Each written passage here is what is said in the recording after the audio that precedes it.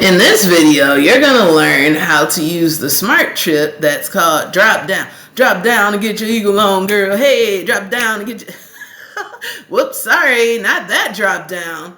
I'm referencing a drop down or pull down. So if you put like within a Google Doc, so if you put drop down and you just start typing drop, anything that has the word drop is going to pull up. But what you want to focus on is this smart chip. So the drop downs give you the option to, some of them are pre-made, and you can edit them too. So like, let's say you want to do project status, but you want to add in like, instead of blocked, maybe you want to add in not started, blocked, in progress, completed, or when I wish I could add in outside of my hands. Or wait, oh no, I know I put out of my hands. I cannot do anything about this, so stop reaching out to me about it. So maybe you want that drop down, and then you can apply all, and now the person can put like that option in. When you're trying to, like, if you were randomly trying to assign like tasks to somebody like Joy, out of my hand. No, I have not started. Nope, it's not blocked, not in progress. Nope, it's out of my hands. Okay, sorry, I've gone too long with that. But you get the point of drop down. So, or you can make your own custom one. So you could be like, I went to the zoo. Okay. Instead of like making this sentence over and over again, I went to the park. Instead, you can like give kids or a person the option they need to fill in by just doing the @ drop down, and you're just gonna go to new drop down. And when you did that, you can put, you first give it a title so you can quickly find it. Like maybe I like to put the sentence, I went to the, and then like you can just fill it in like zoo.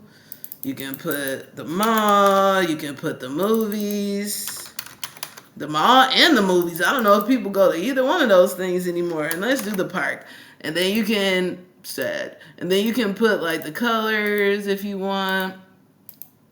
And you can also reset them if you want. No, and if you see this little grid here, you can rearrange them in the order. So like even if you're making a test or something and you want kids to do multiple choice, this is like a quicker, cool way to kind of use multiple choice.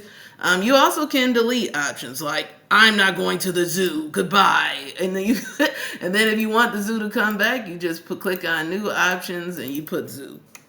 Okay, so now you see kind of how to rearrange it and do it, and then you can click save.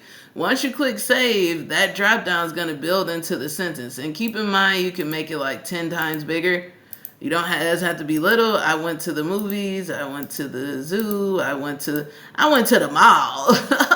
And then you can have that there. And then when you make a new sentence, let's say you want to use it again, like later on in life, you can just put the @ and you'll click on drop down. And when you do that, the one that you save, I went to it'll come back. So you don't have to keep like creating the same drop down. So you can have multiple drop downs for multiple sentences. And I mean, it's limitless here. If you want to add to it, put the @ add in a timer. And when you add in a timer, you do 1 minute, 2 minute, 5 minute, 10 minutes, 2-minute timer. Bow, bing, boom. And yeah, start. You have kids, you have 2 minutes to do these drop downs. All right. I hope this helped. In this video, you have learned how to create custom drop downs within Google Docs. Yow!